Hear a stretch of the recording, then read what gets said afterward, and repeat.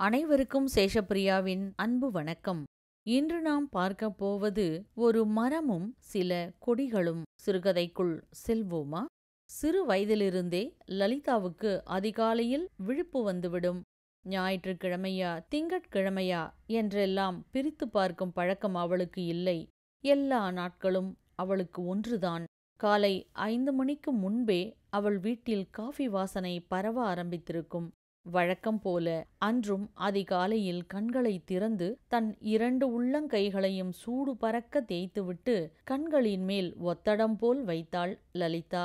4 முறை இப்படி செய்த பிறகு தன் உள்ளங்கைகளை சேர்த்து வைத்து நைட் லேம்ப் வெளிச்சத்தில் இடமிருந்து வலம் மேலிருந்து கீழ் என்று ஏதோ ஆராய்ச்சி செய்பவள் போல பார்த்தாள். பிறகு அவள் படுத்திருந்த கட்டிலிலிருந்து இறங்க முயற்சி செய்தாள். அவளது கால்கள் தரையை தொடுவதற்கு முன்பே குனிந்து 2 கை விரல்களின் நுனியால் தரையை தொட்டு, பூமாதேவி தாயே நீதாம்மா துணை என்று மெதுவான குரலில் சொல்லிக்கொண்டே கண்களில் ஒற்றினாள். அதற்கு பிறகே கால்களை தரையில் வைத்து கட்டிலிலிருந்து மெல்ல இறங்கினாள். பிறகு கவனமாக கிழக்கு திசை நோக்கி இருளில் மெதுவாக சில அடிகள் எடுத்து வைத்தாள். ஆனால் அது அந்த அறையின் சுவரில் போய் முடிந்தது. லலிதா அந்த இடத்தில் அப்படியே நின்று கைகளை தலைமேல் குவித்து சூரிய நாராயணா என்று 3 முறை சொல்லி வணங்கிவிட்டு மெதுவாக இடது பக்கம் திரும்பி அறை கதவை திறந்து வெளியே வந்தாள். லலிதா படுத்திருந்த அறையில் அட்டாச்டு பாத்ரூம் இருந்தாலும் லலிதாவின் அதிகாலையில் எழும் பழக்கத்தால் அங்கே தூங்கிக் கொண்டிருக்கும் தன்னுடைய கணவன் ஷங்கருக்கு தொந்தரவாகிவிடக் கூடாதே என்று சமையலறையை ஒட்டி இருக்கும் பாத்ரூமையும் அதற்கு பக்கத்தில் இருக்கும் டாய்லெட்டையும் மட்டும்தான் லலிதா எப்பொழுதுமே பயன்படுத்துவாள். வழக்கம் போல குளியலறையில் இருந்த வாஷ் பேசினில் பல் தேய்த்துவிட்டு ஹீட்டரை ஆன் செய்து கொடியில் ஏற்கனவே துவைத்து மடித்து போடப்பட்டிருந்த புடவை, ரவிக்கை மற்றும் டவலை எடுத்துக்கொண்டு பாத்ரூமிற்குள் நுழைந்தாள். குளித்து முடித்ததும் சமையலறை வந்து பால் காய்ச்சி டிகாஷன் போட்டுவிட்டு குக்கரை அடுப்பில் ஏற்றும் பொழுது மகள் ஹாசினியின் அறையில் அலாரம் அடித்தது. ஹாசினி +2 படிக்கிறாள்.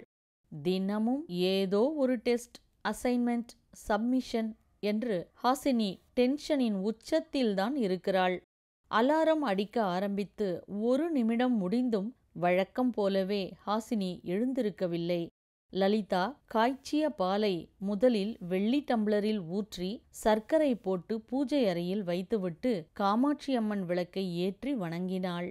பிறகு மீண்டும் அடுப்பில் மீதமிருந்த பாலில் காஃபி கலந்து நன்கு நுரை ததும்ப ஆற்றினாள்.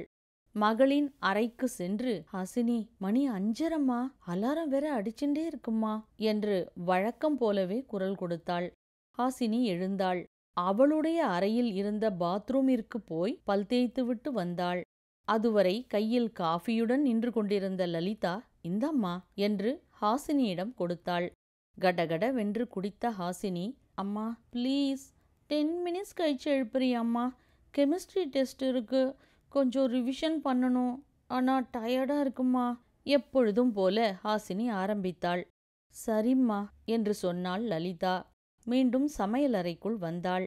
குக்கர் சவுண்டு வருவதற்குள் டிகாஷன் ஃபில்டருக்காக ஊற்றியது போக மீதமிருந்த கொதிநீரில் ஊற வைத்திருந்த சோயா உருண்டையை பிழிந்தெடுத்து தக்காளி வெங்காயத்துடன் வாணலியில் வதக்கி அத்துடன் தேவையான உப்பு, தனியா, மிளகாய் மற்றும் சீரகத்தூள்களையும் சேர்த்தாள். குக்கரில் விசில் வந்தது. கேரட் பீன்ஸ் நறுக்க ஆரம்பித்தாள். இப்பொழுது ஷங்கரின் அறையில் அலாரம் அடித்தது. அடடா, ஹாசினி எழுப்ப சொன்னாளே என்று அவளது அறைக்கு ஓடினாள் லலிதா. ஹாசினி, டைம் ஆச்சுமா, 6 மணி ஆயிடுத்து, எழுந்துரு. லலிதா சொன்னதும் அலறி கொண்டு எழுந்தாள் ஹாசினி. அம்மா 10 மினிட்ஸ்ல எழுப்ப சொன்னேன், இப்போ 6 மணி, ஓ மை காட் புலம்பிக் கொண்டே படிக்கும் டேபிளுக்கு ஓடினாள் ஹாசினி. சாரிடா செல்லம். மகளிடம் சாரி சொல்லிவிட்டு சமையல் அறைக்குள் ஓடி அடுப்பை நிறுத்திவிட்டு மீண்டும் காய் நறுக்க ஆரம்பித்தவள் கணவனின் அறையில் அலாரம் அடித்துக்கொண்டே இருப்பதை கவனித்தாள். இப்பொழுது அங்கே ஓடினாள். என்னங்க, அலாரம் அடிக்கிறதே என்று கணவனை தொட்டு எழுப்பினாள். சாரிம்மா, என்ன ஒரு 1/2 மணி நேரம் கழிச்சு எழுப்புறியா? ஒரு முக்கியமான மீட்டிங் இருக்கு, அதுக்கு ப்ரிப்பேர் வேற பண்ணணும் என்ற சங்கருக்கு சரிங்க என்று சொல்லிவிட்டு மீண்டும் சமையலறைக்குள் வந்தாள் லலிதா. வெட்டி வைத்த காய்கறிகளை வைத்து குழம்பும் பொரியலும் செய்தாள்.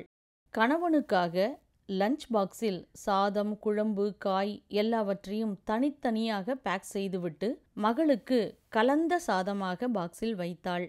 காலை உணவுக்கு ஃப்ரிட்ஜிலிருந்து தோசை மாவை வெளியே வைத்தவள் திடீரென்று ஞாபகம் வர கணவனின் படுக்கை அறைக்குள் ஓடினாள். எங்க, டைம் ஆச்சுங்க, மணி 7 என்றாள். ஓ மை காட், 1/2 மணி நேரத்துல எழுப்ப சொன்னேன். புலம்பிக் கொண்டே பாத்ரூமிற்கு ஓடிய சங்கரிடம் சாரிங்க என்று சொல்லிவிட்டு மீண்டும் சமையலறைக்குள் போனாள் லலிதா. ஹாசினி குளித்துவிட்டு பள்ளி யூனிஃபார்மில் வெளியே வந்தாள்.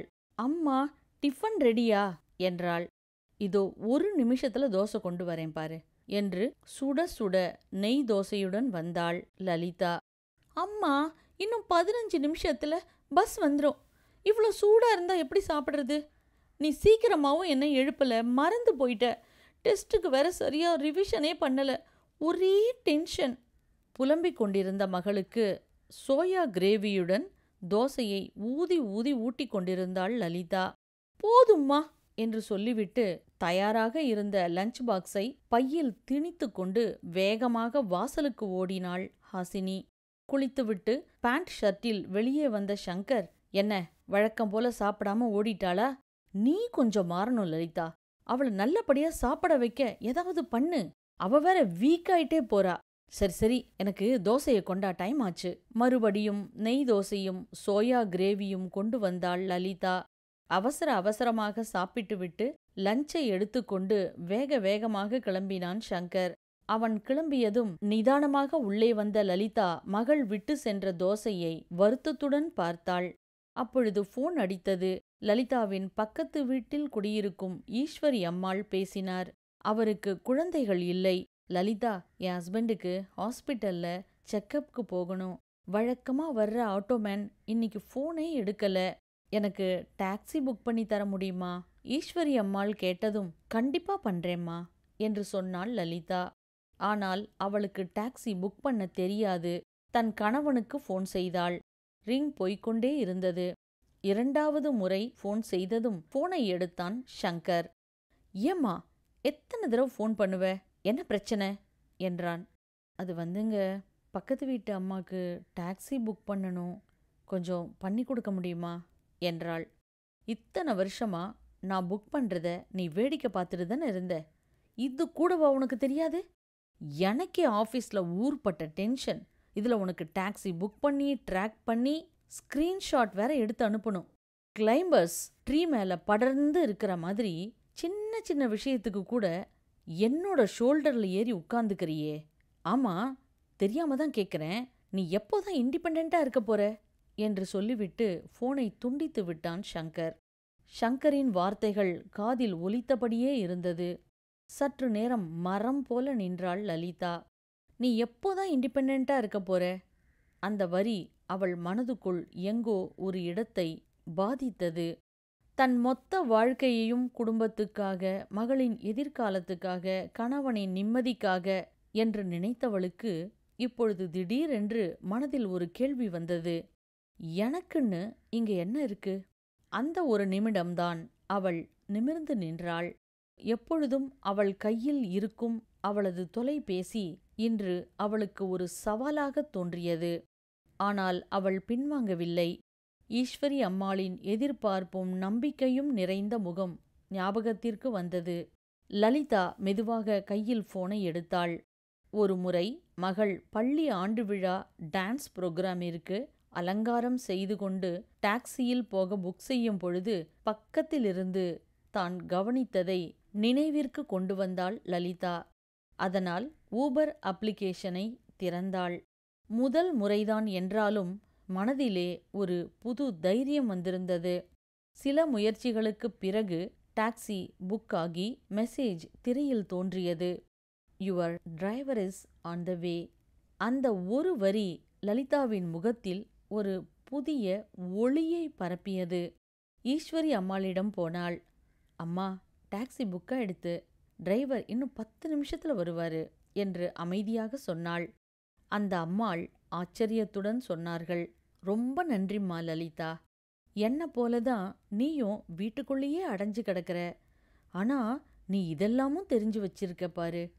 ரொம்ப புத்திசாலி பொண்ணுமா நீ என்றார். இல்லைங்க அம்மா, இப்போதான் கத்துக்க ஆரம்பிச்சிருக்கேன். இனிமே உங்களுக்கு உதவி தேவைப்படும்போது நிச்சயம் என்னை கூப்பிடுங்க என்று புன்னகையுடன் சொன்னாள் லலிதா. அவளுடைய அந்த புன்னகை ஈஸ்வரி அம்மாளுக்கு மன நிம்மதியை கொடுத்தது. அன்று இரவு சங்கரும் ஹாசினியும் டைனிங் டேபிளில் அமர்ந்திருக்க, லலிதா இரவு உணவை பரிமாற வந்தபோது சங்கர் சொன்னான், சாரி லலிதா, உன்னை காலையில ரொம்ப வருத்தப்பட வச்சிட்டேன். அதுக்கு எந்த காரணமும் சொல்லி என் தப்ப நியாயப்படுத்த விரும்பல. சாரிம்மா என்று வருத்தத்துடன் சொல்லிவிட்டு, ஹாசினி, இன்னைக்கு ஒரு விஷயம் நடந்திருக்கு. அம்மாவே டாக்ஸி புக் பண்ணிட்டா. அம்மா இப்போ இண்டிபெண்டன்ட் விமன். ஆனா நாம தான் உன் அம்மா கிட்ட டிபெண்டன்டாகவே இருக்கோம். சங்கர் இப்படி சொன்னதும் மகள் புரியாமல் சங்கரை பார்த்தாள். ஆமா ஹாசினி, காலையில அலாரமே இல்லாம உங்க அம்மாவே எழுந்துக்கிறா. ஆனா நாம 2 பேரும் அலாரம் அடிச்சா கூட எழுந்திருக்கிறதே இல்ல. உன்னோட அம்மாதான் தம் வேலைக்கு நடுவுல வந்து அக்கறையோட நம்மள எழுப்புறா. அப்போ நாம தானே கொடிகள், உங்க அம்மா தானே நம்மள தாங்குற மரம்.